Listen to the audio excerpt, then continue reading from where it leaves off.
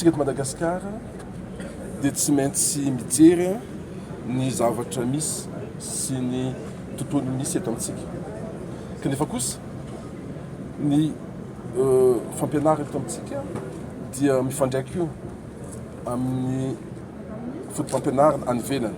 Mahatsapa ny rehetrarehetra amin'izao fotoana izao. Fa tsy mety io calendrier scolaire.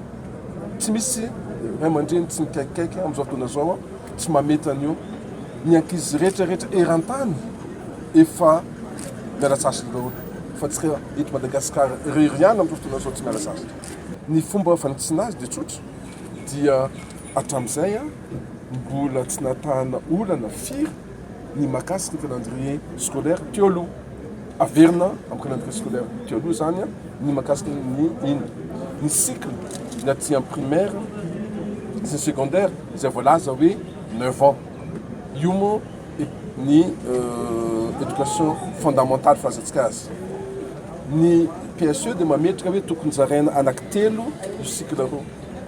Ny teo aloha zany anankiroa fotsiny dia 5 taona aty amin'ny primaire, 7 taona aty amin'ny CEG.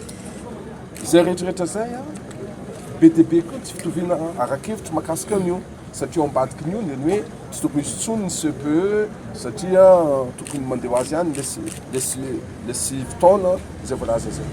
Izay rehetrarehetra zay ny zavatra nisy sy niraisina daholo ny hevitry ny be sy ny maro mahakasika an'izay.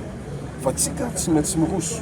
Izay no nahatonga antsika nametraka ny hoe tsy maintsy miverina amin'ny cycle teo aloha ihany atsika amin'ny fidirana amin'ny taona mpianarana amin'ny fotoana ity.